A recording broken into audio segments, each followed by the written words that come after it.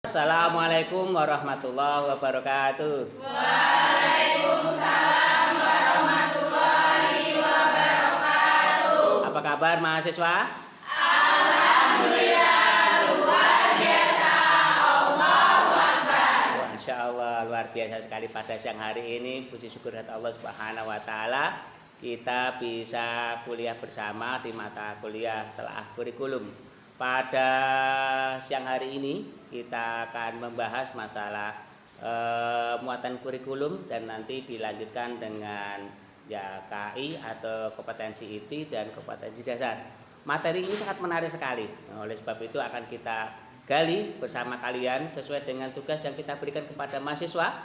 Beberapa waktu yang lalu kita telah membentuk kelompok-kelompok itu. Nah, pada siang hari ini yang akan masuk kelompok adalah kelompok 5 dan kelompok 6. Kelompok ini sangat menarik sekali karena di muatan kurikulum inilah salah satu yang menentukan arah tujuan pendidikan. Baik buruknya pendidikan salah satu terdapat di muatan kurikulum. Oleh sebab itu, kurikulum ini sangat menarik untuk dikaji, ditelaah kita bersama. Mari kita ikuti bersama-sama. Nanti kalau ada masalah atau ada yang kurang jelas, nanti tolong ditanya, kita kaji bersama. Di akhir sesi nanti kita lakukan kegiatan tanya jawab. Begitu selesai tanya jawab, nanti kami akan berikan penguatan kepada kalian semua. Tentu saja materi ini akan menarik, akan simple, dan akan menjadi tantangan jika kalian mengetahui dan memahami serta ingin tahunya lebih tinggi. Kemudian kegiatan hari ini adalah kegiatan istimewa. Kenapa? Kegiatan hari ini kegiatan blended learning, yaitu memakai luring dan daring. Ada teman-temanmu yang di rumah itu secara Zoom memakai ini, makanya silakan di sini. Itu semuanya. Nah, yang teman-teman di sini itu kita memakai sistem luring. Oleh sebab itu, mari kita bersama-sama berpartisipasi. Kepada kelompok 5, mana kelompok 5? Iya, 1, 2, 3. Sudah siap semua? Sudah. Nah, kami persilahkan untuk mulai presentasi ke depan. Dipersilahkan.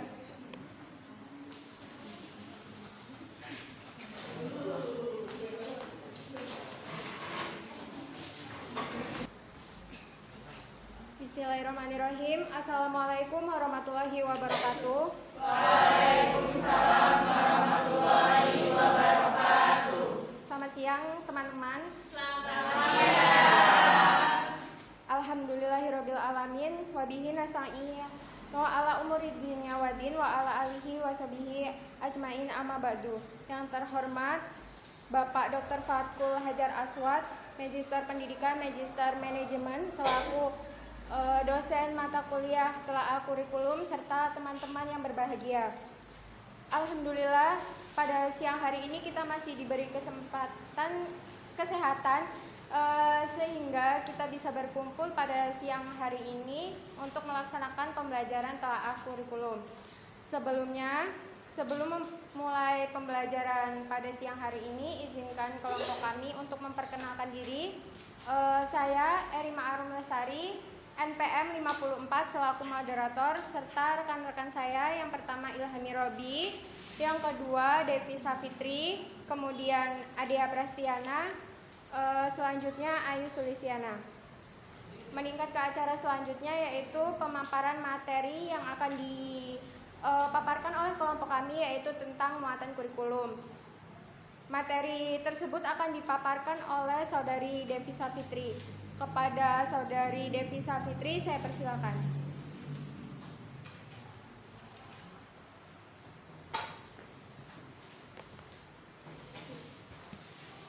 Baik, langsung saja kita presentasi pada hari ini, yaitu tentang muatan kurikulum. Next. Muatan kurikulum itu terdiri dari penilaian, ketuntasan belajar, kenaikan dan kelulusan, pendidikan kecakapan hidup, pendidikan berbasis keunggulan lokal dan global. Next.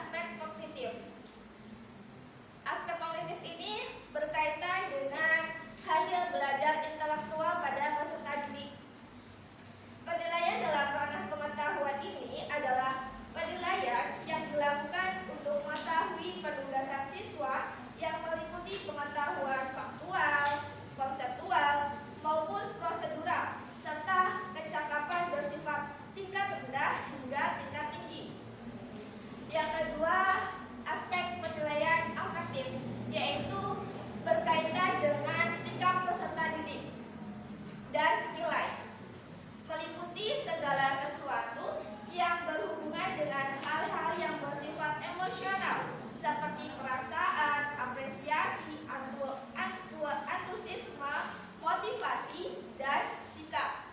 Dan yang terakhir yaitu psikomotorik. Hasil belajar ranah psikomotorik menangkap dalam bentuk keterampilan skill dan kemampuan bertindak individu. Nah, kemampuan ini meliputi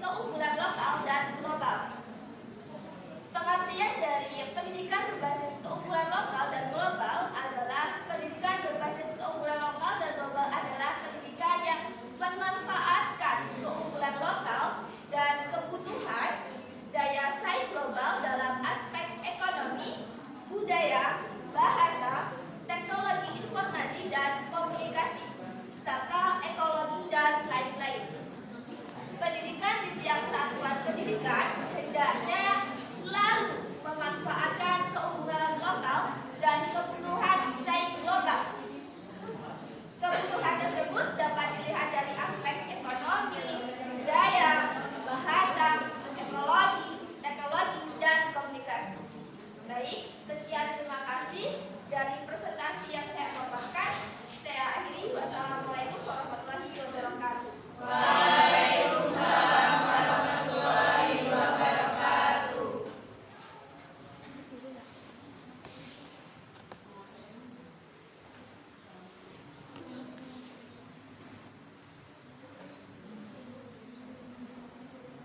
Baik, terima kasih kepada pemateri yaitu Saudari Devisa Fitri. Selanjutnya di sini saya membuka satu termin pertanyaan terdiri dari 3 orang penanya.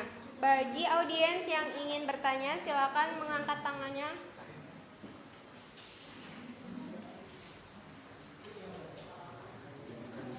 Ya, baik, di sini saya akan memilih 3 orang penanya yaitu Saudari Rindi Zafira, kemudian Saudari Fevi Salvia, yang terakhir Saudari Kurni Emilia. Untuk yang pertama yaitu Saudari Rindi Zafira. Kepada Saudari Rindi Zafira saya persilakan.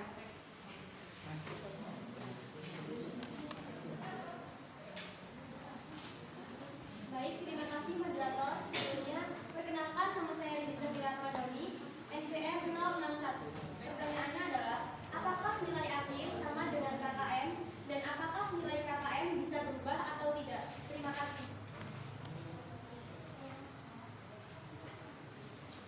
Baik, terima kasih atas pertanyaannya Saudari Rindi Zafira. Kemudian pertanyaan tersebut akan dijawab oleh Saudara Ilhami Robi. Kepada Saudara Ilhami Robi saya persilakan.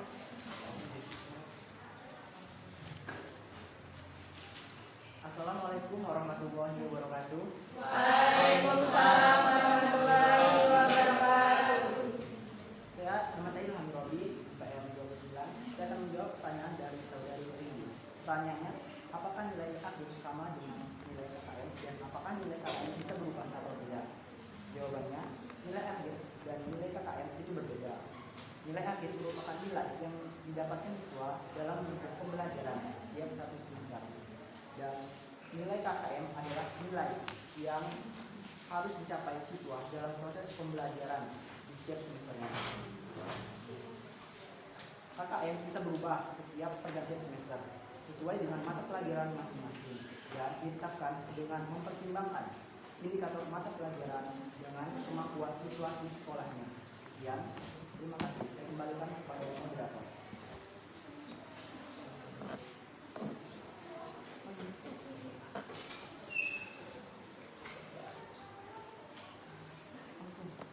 Terima kasih kepada Saudara Ilham atas jawabannya. Selanjutnya kepada Saudari Rindi Zafira, apakah bisa dipahami? Terima kasih moderator dan terima kasih kepada Saudara Ilham Robi. Ya, terima kasih Saudari Rindi. Selanjutnya penanya yang kedua yaitu Saudari Fevi Salvia. Kepada Saudari Fevi Salvia saya persilakan. Assalamualaikum warahmatullahi wabarakatuh. Waalaikumsalam warahmatullahi wabarakatuh. Perkenalkan, nama saya Fevi Salvia, NPM 071. Baik, di sini saya telah membaca kelompok 5 di dalam makalah halaman nomor 6 tentang penilaian yaitu hasil belajar oleh pemerintah. Tolong jelaskan kembali apa yang dimaksud tersebut. Terima kasih.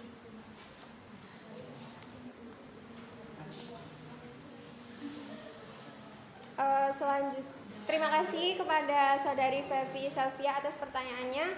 Pertanyaan tersebut akan dijawab oleh Saudari Adea Prastiana. Kepada Saudari Adea Prastiana saya persilakan.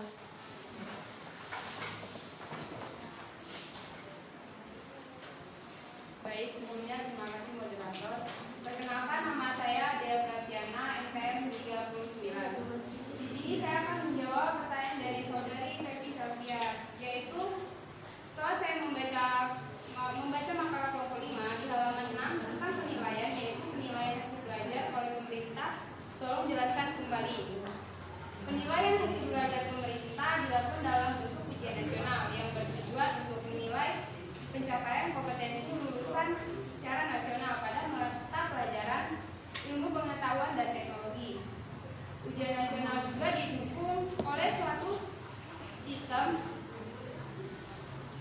yang menjamin mutu kerahasiaan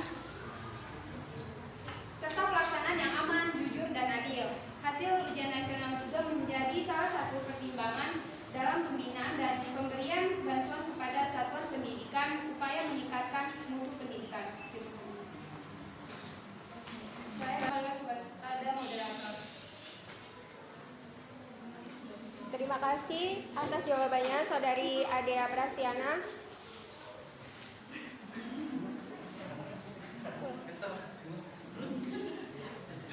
Selanjutnya kepada Saudari Fevi Selvia, apakah dapat dipahami? Terima kasih kepada moderator dan saudari Adea yang telah menjawab pertanyaan. Sekian, terima kasih sudah dapat dipahami. Baik, alhamdulillah sudah dipahami. Terima kasih kepada Saudari Fevi Selvia. Lanjut ke penanya ketiga, yaitu Saudari Kurni Emilia.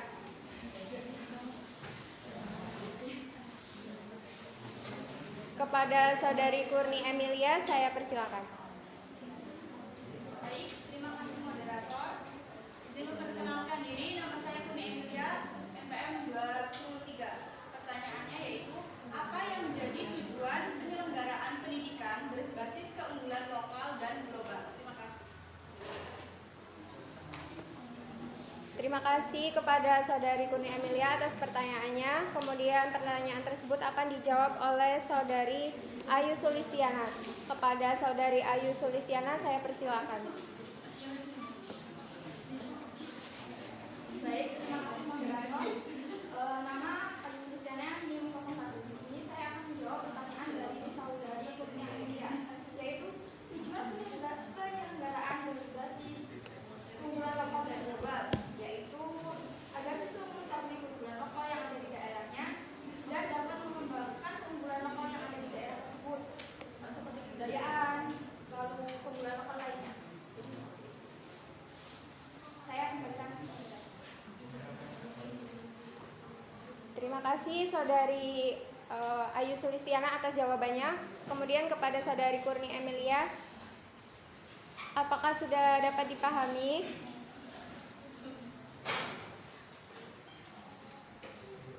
Baik, terima kasih moderator dan saudari Ayu Sulistiana. Terima kasih jawaban dari Ayu Sulistiana sudah bisa saya berikan. Terima kasih.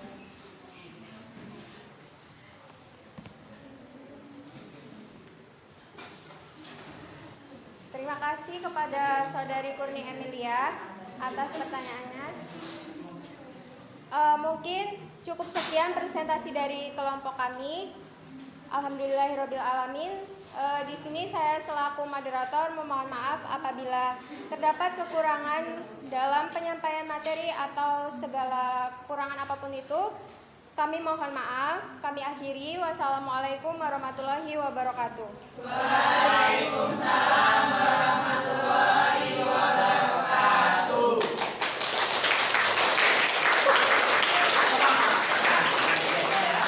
Kali kegiatan kelompok kelompok ini ya? Kalau bagus nih, kompak nih jawabannya, pertanyaannya bagus-bagus itu. Nah, nanti kayaknya nanti akan kita beri penguatan. Namun masih ada satu lagi nih, satu kelompok yang belum maju ya. Biar kita komprehensif, kita maju dulu ya. Kita maju kelompok 6. Kemudian nanti kalau ada yang tadi pertanyaan yang belum dijawab secara optimal, nanti kita jelaskan di waktu penguatan aja ya. Itu. Oleh sebab itu kelompok 6 nanti akan membahas masalah kompetensi inti. Kompetensi inti dan kompetensi dasar. Nah, kompetensi inti itu di dalam pendidikan nasional itu ada 4 gitu. Ada kompetensi spiritual, kompetensi sosial, kemudian pengetahuan, satu lagi pengetahuan. Nah, ini akan sangat menarik sekali. Mari kita dengar bersama-sama pemaparan dari kelompok 6 ini yang akan membahas tentang kompetensi inti dan kompetensi dasar. Gitu. Silakan disimak. Nanti kalau ada hal yang nggak dijawab, nanti yang jawab akan dosen yang jawab ya. Persilahkan kelompok 6.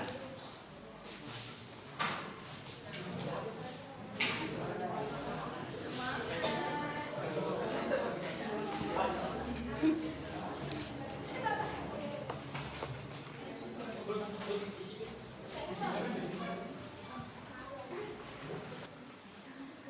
sebelumnya Assalamualaikum warahmatullahi wabarakatuh. Waalaikumsalam warahmatullahi wabarakatuh. Selamat siang teman-teman dan Bapak Fatkul Hajar Aswad, Magister Pendidikan dan Magister Manajemen. Selamat siang. Yang terhormat dosen telaah kurikulum Bapak Fatkul Hajar Aswad, Magister Pendidikan, Magister Manajemen, dan teman-teman yang sudah hadir di kelas pada siang hari ini. Puji syukur kehadirat Allah Subhanahu wa Ta'ala yang telah memberikan nikmat yang luar biasa untuk kita semua. Dan tidak lupa juga salawat dan salam kepada Nabi besar kita, Nabi Muhammad SAW. Siang hari ini, saya Retno Pujalestari yang berperan sebagai moderator dari kelompok 6. Pada diskusi kali ini, topik yang akan kita bahas adalah tentang kompetensi inti dan kompetensi dasar. Sebelumnya, izinkan saya memperkenalkan anggota dari kelompok 6 yang hadir di sebelah kanan saya, yang duduk secara berurutan. Ada Saudari Agista Zailia yang berperan sebagai pemateri, Saudari Agatha Alfi Dwi Tantri yang berperan sebagai notulen, Saudari Wulan Apriliana Winadapana sebagai penjawab, Saudari Aprilia Kurnia sebagai penjawab. Baiklah, rangkaian acara pada diskusi hari ini diantaranya ada pembukaan, penyampaian materi, sesi tanya jawab, kesimpulan dan penutup, dan akan diakhiri dengan penguatan dari Bapak Fatkul Hajar Aswad. Baiklah, kita akan buka sesi pertama hari ini dengan mengucapkan basmalah. Bismillahirrahmanirrahim. Baik, sesi selanjutnya adalah penyampaian materi oleh Saudari Agista Zailia. Kepada Saudari Agista, saya persilakan.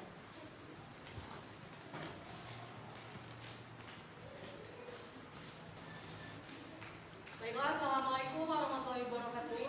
Waalaikumsalam warahmatullahi wabarakatuh. Di sini saya akan memaparkan materi dari kelompok kami yang berjudul kompetensi inti dan kompetensi dasar. Dimulai dari pengertian kompetensi inti. Kompetensi inti merupakan elemen baru yang tidak dimiliki oleh kurikulum sebelumnya. Kompetensi inti merupakan salah satu yang terbaik, kualitas yang harus dicapai oleh peserta didik yang aktif dalam proses pembelajaran. Kompetensi inti merupakan salah satu yang harus dicapai untuk mencapai standar kompetensi kelulusan yang harus dimiliki oleh seseorang peserta didik pada setiap tingkat kelasnya. Kemudian kompetensi inti bukan untuk dihafalkan ataupun diajarkan, tetapi dilakukan melalui aktivitas proses pembelajaran pada setiap mata pelajaran. Kompetensi inti terbagi menjadi 4 aspek.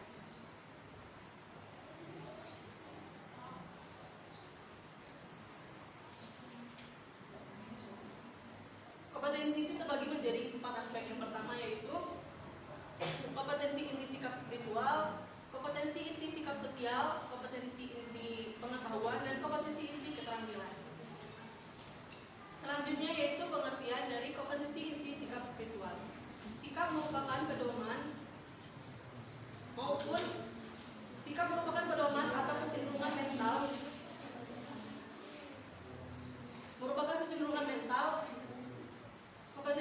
Kompetensi sikap spiritual juga merupakan pedoman hidup seseorang di mana yang dapat melahirkan suatu tindakan atau perbuatan baik maupun perbuatan buruk. Yang kedua, pengertian dari kompetensi sikap sosial. Kompetensi sikap sosial merupakan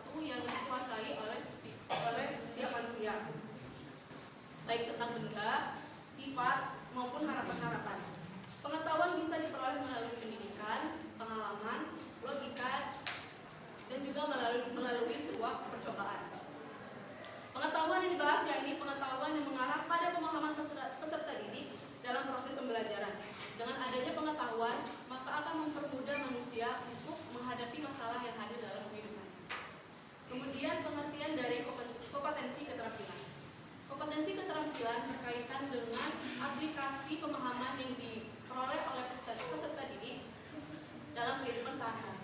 Oleh karena itu, kurikulum 2013 tidak hanya menuntun peserta didik untuk hanya sekedar paham teori, tetapi juga pada praktiknya. Kemudian, fungsi dari kompetensi inti.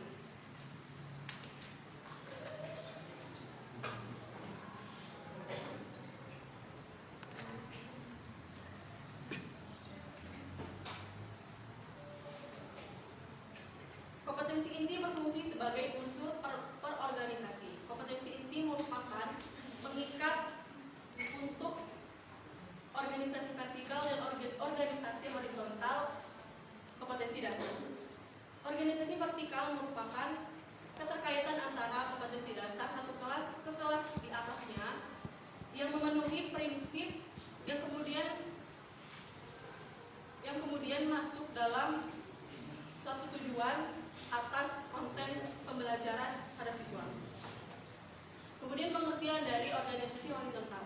Organisasi horizontal merupakan kompetensi dasar satu kelas yang melakukan pertemuan permingguan pada kelas yang sama sehingga terjadi proses yang saling menguatkan. Kemudian pengertian dari kompetensi dasar.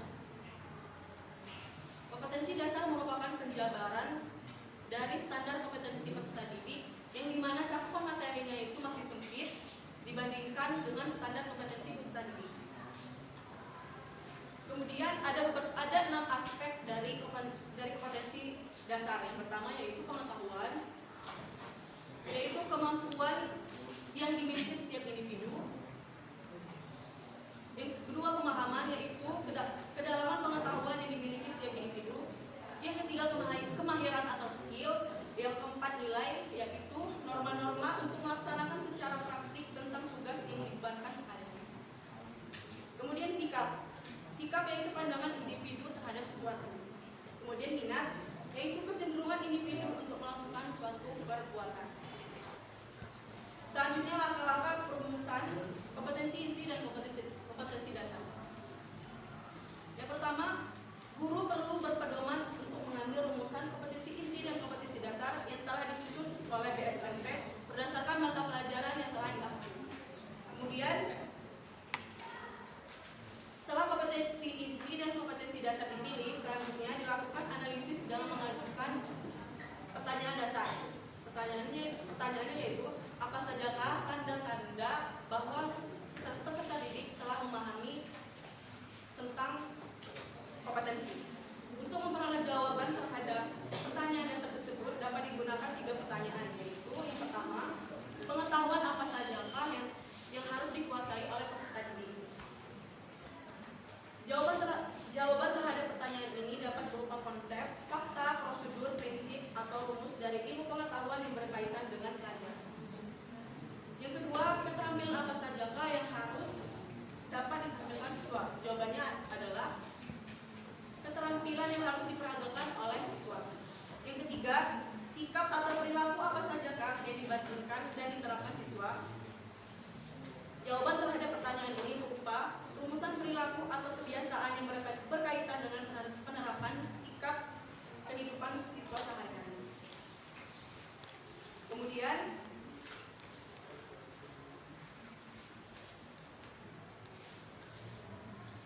Kemudian dalam Hisham Jaini menganalisis kompetensi menjadi 3 aspek dengan tingkatan yang berbeda-beda setiap aspeknya, yaitu yang pertama kognitif, meliputi tingkatan pengetahuan, pemahaman, aplikasi, analisis, sintetis, dan penilaian. Yang kedua, afektif, meliputi pengenalan, pemberian proses, penghargaan terhadap nilai, pengorganisasian, dan pengamalan.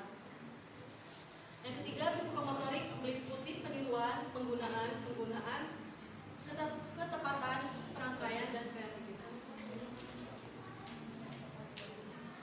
Selanjutnya, pada proses perumusan SK dan KD, perlu memilih kata-kata kerja umum operasional berdasarkan level kompetensi pembelajaran. Pada proses perumusan dan pengembangan SK dan KD, guru perlu memerlukan tingkat kompetensi yang diharapkan tercapai oleh siswa setelah mengikuti kegiatan pembelajaran. Penentuan tingkat kompetensi yang harus dicapai oleh siswa juga perlu mempertimbangkan kemampuan awal siswa. Jika kompetensi yang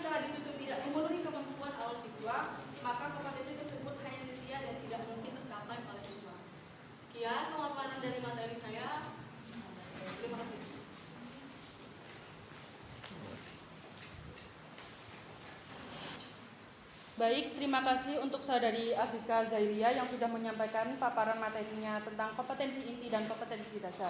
Kemudian untuk kegiatan yang selanjutnya adalah sesi tanya jawab. Kelompok kami akan membuka satu termin tanya jawab. Untuk yang ingin bertanya silakan angkat tangan, nanti saya akan memilih 3 penanya.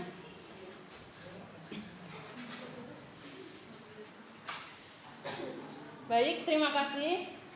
Di sini kelompok kami memilih Saudari Fanca Wulandari, Septian Nur Ayini, dan Farhan Yanwar. Kepada Saudari Fanca Wulandari dipersilakan memaparkan pertanyaannya. Baik, terima kasih kepada moderator telah mengizinkan saya untuk bertanya. Perkenalkan, nama saya Fanca Wulandari, MPM 58. Pada pengetahuan metakognitif dibedakan menjadi 3, ada pengetahuan strategi, pengetahuan tentang tugas-tugas kognitif, dan pengetahuan itu sendiri. Yang akan saya tanyakan adalah berikan contoh soal dalam pengetahuan tentang tugas-tugas kognitif. Terima kasih, saya kembalikan kepada moderator.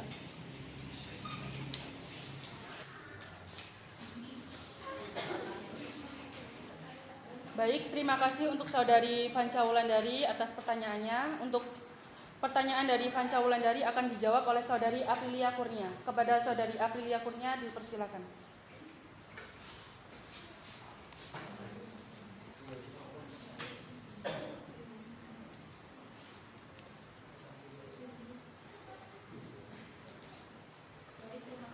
Pertanyaannya, Saudari Fanca Wulandari, saya akan mengulang kembali pertanyaannya, yaitu pada pengetahuan metakognitif dibedakan menjadi 3. Yang pertama, pengetahuan strategi, pengetahuan tentang tugas-tugas kognitif, dan pengetahuan itu sendiri. Nah, yang ditanyakan oleh Saudari Fanca yaitu berikan contoh soal dalam pengetahuan tentang tugas-tugas kognitif. Nah, sebelumnya saya akan menjelaskan terlebih dahulu pengetahuan tentang tugas-tugas kognitif itu. Nah, pengetahuan ini meliputi pengetahuan yang membedakan tugas-tugas kognitif dengan tingkat kesulitan yang banyak atau sedikit. Nah, dan dapat dibedakan menjadi sistem kognitif atau strategi kognitif. Nah, contohnya pengetahuan mengingat kembali mengenai tugas-tugas kognitif yang ada dalam sistem memori individu itu tersendiri, ya, individu itu sendiri. Nah, di sini pertanyaannya itu contoh, ya kan, contoh soalnya. Nah, di sini saya akan memberikan beberapa contoh. Yang pertama, contoh yang dapat diterapkan dalam pengetahuan kognitif ini. Yang pertama, apa nama jalan yang ada di daerah tempat tinggalmu? Yang kedua, siapa nama kakek dan nenekmu? Yang ketiga, berapa jumlah anggota yang ada di kelasmu? Nah, 3 contoh ini dapat diterapkan. Kenapa? Karena mengingat kembali memori-memori yang ada dalam individu itu sendiri. Bisa dipahami? Sekian, terima kasih. Jawaban dari saya kembalikan ke moderator.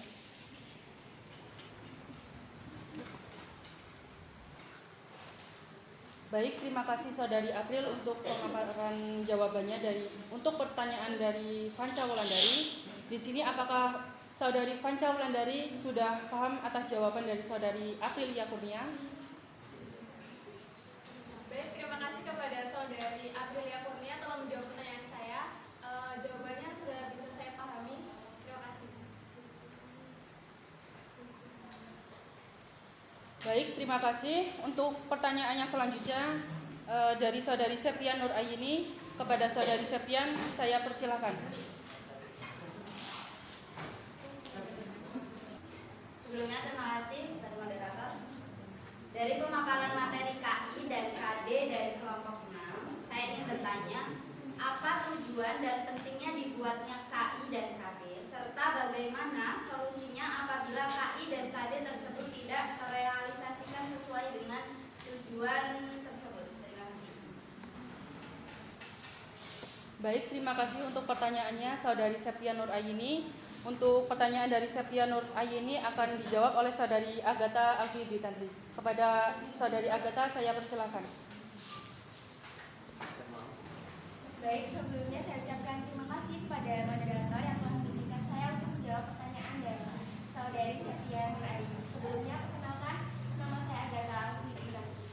Di sini saya akan menjawab pertanyaan dari Sofia Nuraini. Tadi pertanyaannya, apa tujuan dan pentingnya dibuatnya KI dan KD? Bagaimana solusinya apabila KI dan KD tersebut tidak direalisasikan sesuai dengan tujuan tersebut?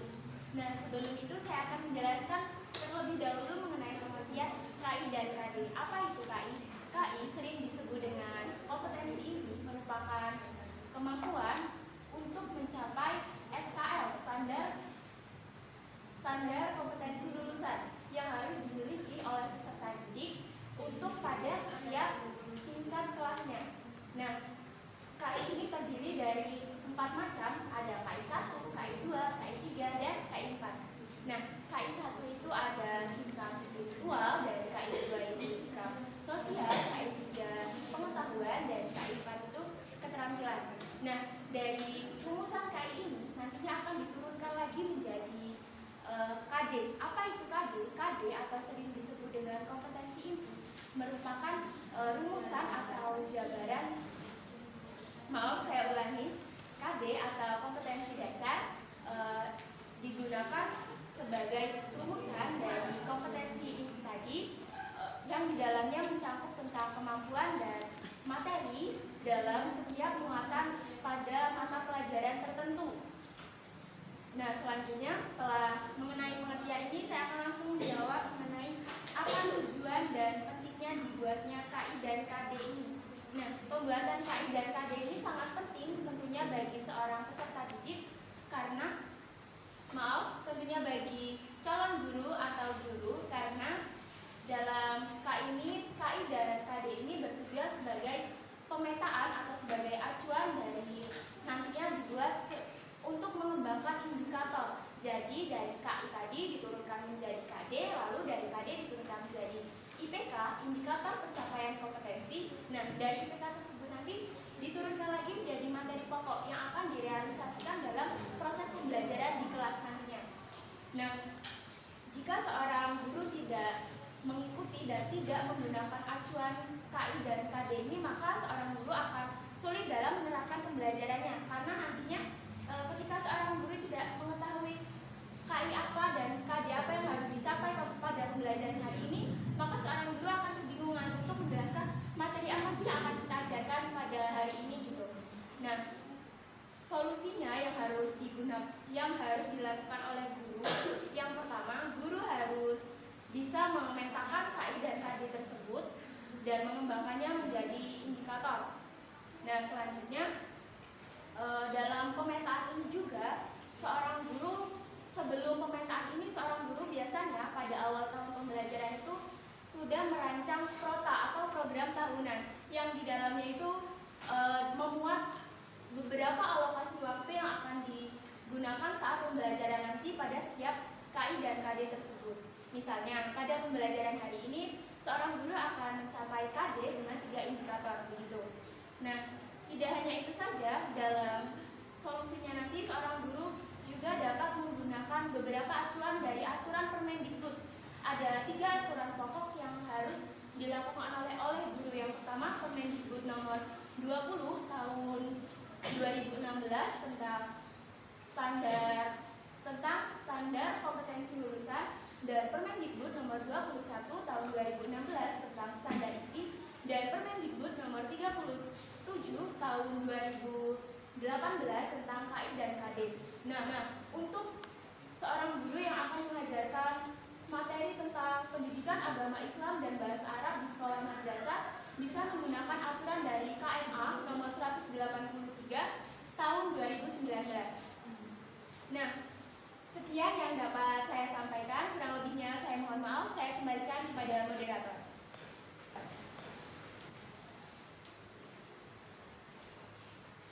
Baik, terima kasih untuk saudari Agatha Afiditantri atas jawabannya. Untuk saudari Septia Nur Aini, apakah sudah paham atas jawaban dari saudari Agatha Afi? Ya, terima kasih.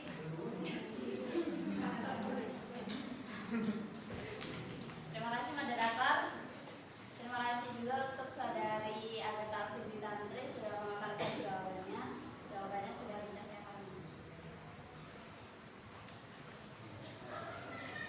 Baik, untuk pertanyaannya selanjutnya yaitu pertanyaan dari saudari Farhan Yanuar. Kepada Saudara Farhan Yanuar dipersilakan memaparkan pertanyaannya. Baik, sebelumnya Assalamualaikum warahmatullahi wabarakatuh. Waalaikumsalam warahmatullahi wabarakatuh. Sebelumnya perkenalkan, nama saya Farhan Yanuar, nomor MPM 026. Di sini saya akan menanyakan yaitu apa kaitannya antara KI dan KD. Terima kasih.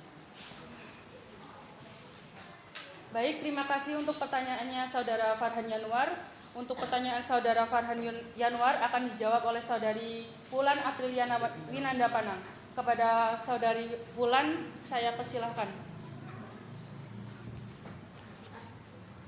Baik, terima kasih kepada moderator sudah memberikan kesempatan saya untuk menjawab pertanyaan dari saudara Farhan Yanuar.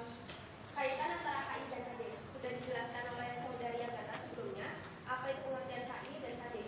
Kompetensi inti dan kompetensi dasar. Pertanyaannya yaitu kaitan apa antara KI dan KD? Kenapa ya? Bagaimana kaitan antara KI dan KD? KI dan KD ini sangat penting sekali karena dalam pembelajaran setelah kita mencapai KI maka akan ada KD. Apabila salah satu antara mereka tidak dicapai pencapaian dengan sempurna, maka bagaimana caranya kita menentukan hal selanjutnya? Apabila kita tidak mencapai tujuan KI dengan baik, maka KD tidak akan bisa dilaksanakan gitu.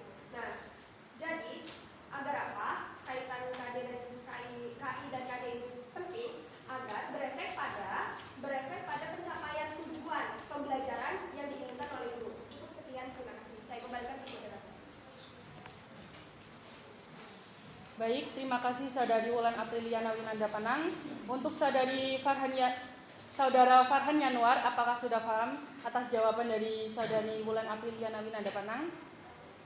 Baik, terima kasih atas Saudari Wulan Apriliana Winanda Panang. Sudah jelas. Baik, sebelum masuk pada tahap akhir, yakni penguatan dari Bapak Fatul Hajar Aswad, Magister Pendidikan Magister Manajemen, kelompok kami akan menutup diskusi pada siang hari ini mengenai kompetensi inti dan kompetensi dasar. Apabila ada kekurangan atau salah kata dari kelompok kami, saya mohon maaf. Kepada Allah saya mohon ampun. Saya akhiri. Wassalamualaikum warahmatullahi wabarakatuh.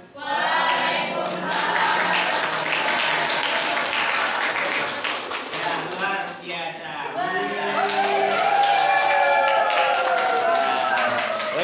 Boleh kelompok 6 duduk kembali ya. Jadi ternyata hari ini hari spesial ya. Hari spesial kalau maju itu kadang-kadang kayak tegang ya. Gitu. Padahal dia biasa-biasa aja ya. Oh, nggak apa ya? Oh, begitu maju ke depan nggak hafal ya. Oh, baru pertama kali. Inilah yang namanya produk atau memproduk supaya orang mentalnya bagus. Jadi cara ngelatih seperti itu, kalau nggak dilatih ya kapan lagi ya? Salah nggak apa-apa, tapi hasilnya cukup luar biasa hari ini. Nah, untuk tampilan pada siang hari ini yang perlu saya cermati, kalau kelompok 5 cukup representatif tapi standar. Kalau kelompok 6 itu naik turun. Oh, itu. Nilainya kayak apa? Nanti saya bacakan terakhir aja. Ya. Yang perlu saya jelaskan bahwa terkait dengan muatan kurikulum itu tadi ada penilaian, gitu, ada ketuntasan belajar, gitu ya. Mengapa sih penilaian itu harus dicantumkan di kurikulum? Misalkan di sana ada KKM, ya kan? KKM masing-masing pelajaran itu beda. Misalkan kalau di SD itu ada 11 mata pelajaran, IPA, IPS, apalagi yang kelas tinggi itu matematika, bahasa Indonesia, apalagi agama. Pencet ada nggak pencet orkes? Bahasa Lampung ya. Apalagi? Sosiologi sudah ada ya? Sudah ada.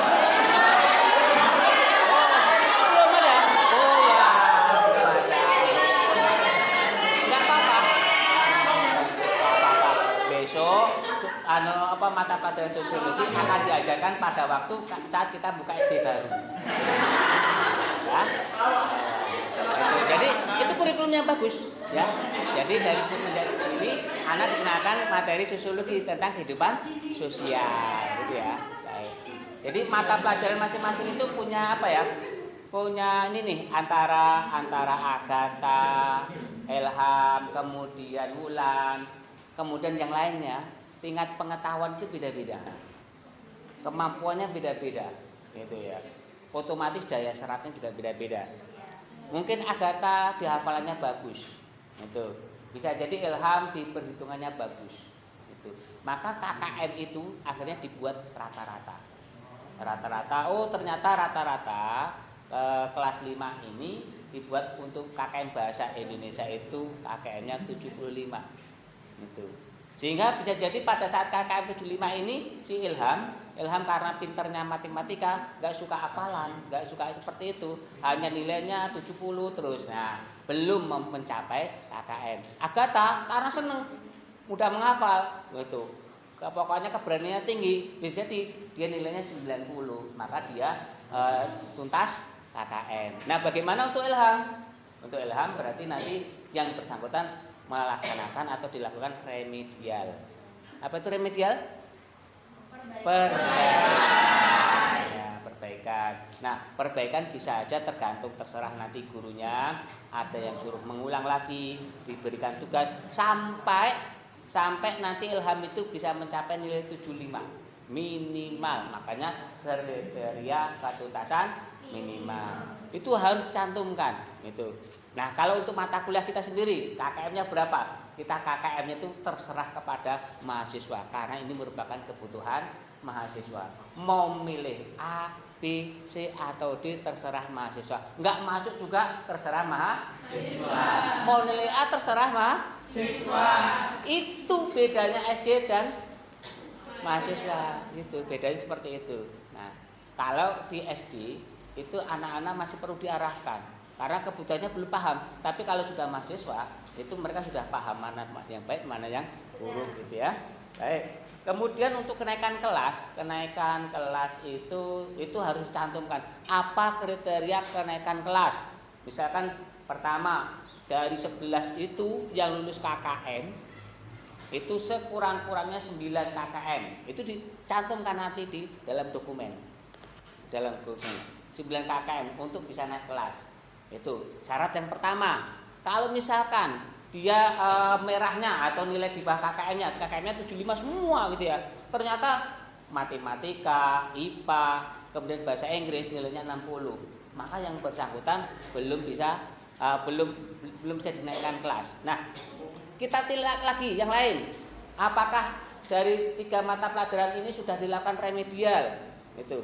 Ternyata 3 mata pelajaran itu yang anak yang bersangkutan sudah dilakukan berkali-kali. Ternyata letak masalahnya bahasa Inggris anak itu nggak paham. Setiap ada pelajaran bahasa Inggris nggak mau. Berarti nggak mau, jadi remedial. Matematika, begitu pula kegiatan matematika. Ternyata setiap 3 kali remedial nggak lulus. Gitu ya. Nah, begitu pula kegiatan misalkan bahasa Inggris sudah dilakukan kegiatan remedial 3 kali, enggak lulus juga, enggak nyampe 75, maka baru yang bersangkutan enggak naik kelas. Meskipun anaknya itu santun setiap pagi bawa tas dosennya. Itu. Jadi caranya gitu. Begitu pula nilainya di atas KKM cuma 90 semua, bahkan 100. Ya, nilai 100 ada yang 90 dan seterusnya. Tetapi perilakunya nih anaknya enggak perilakunya buruk. Misalkan sering bolos, sering berkelahi atau mungkin memakai narkoba. Itu. Berarti tingkat sosialnya, kompetensi sosialnya KI sosialnya rendah. Maka kategori kelakuannya kurang.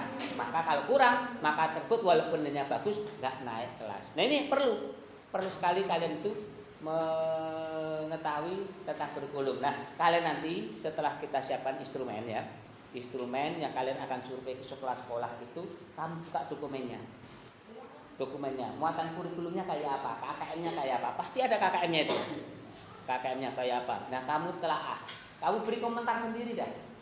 Pasti SD1 dengan SD lain akan beda. Nah, untuk membedakan gimana? Nanti setelah selesai kalian kumpul, coba hasil observasimu, saling diskusi aja. Nanti akan timbul lucu-lucu itu. Bahkan pengalaman-pengalaman yang lucu, ada yang ditolak, ada yang diterima, ada yang macam-macam nanti pada waktu observasi. Nah, itu salah satu memproduk mahasiswa untuk meningkatkan mental, memproduk mahasiswa menjadi orang yang dewasa. Ini terkait dengan kelompok 5 itu. Nah, tadi ada pertanyaan nih tentang life skill. Nah, life skill pendidikan kecakapan hidup itu. Kenapa SD saja sudah diajarkan life skill? Karena ingin memberikan fondasi dasar bagaimana dia memperoleh keterampilan setelah dia dewasa. Siapa tahu setelah lulus SD dia nggak punya dana atau lain nggak sekolah, tetapi karena dia punya keterampilan, misalkan membuat layang-layang, bisa untuk jualan. Banyak sini ada yang profesinya jualan layang-layang, ada ya. Ada yang profesi lagi bukan layang-layang, jualan kandang burung juga ada. Gitu. Dan itu nggak perlu pendidikan sebenarnya kan ya.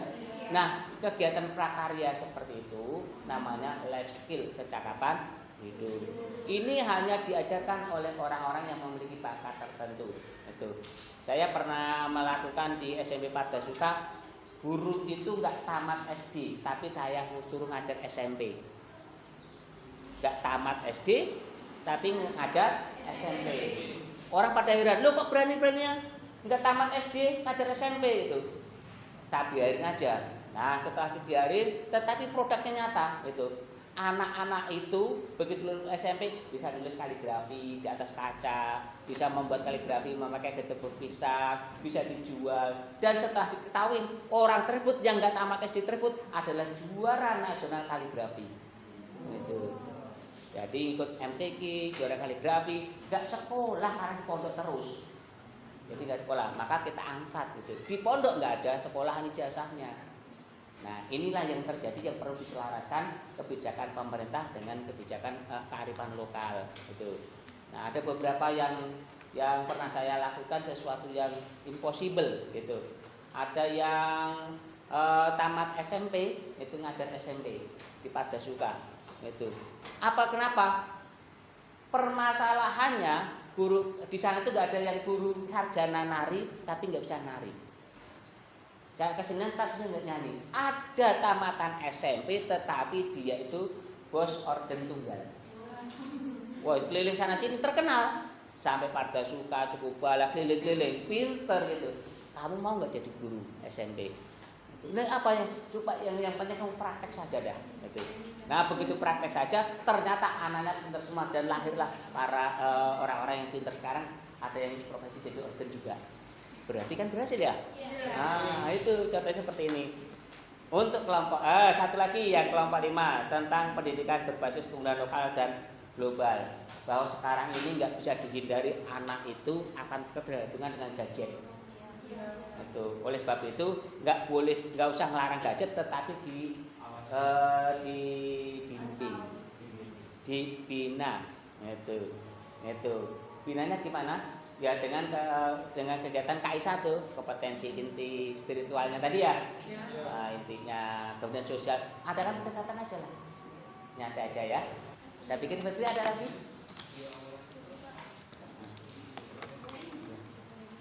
Ada? Cukup? Terima kasih untuk semuanya. Kasih tepuk tangan. Ya. Untuk semuanya saya ucapkan terima kasih. Mohon maaf lahir batin. Assalamualaikum warahmatullahi wabarakatuh. Waalaikumsalam.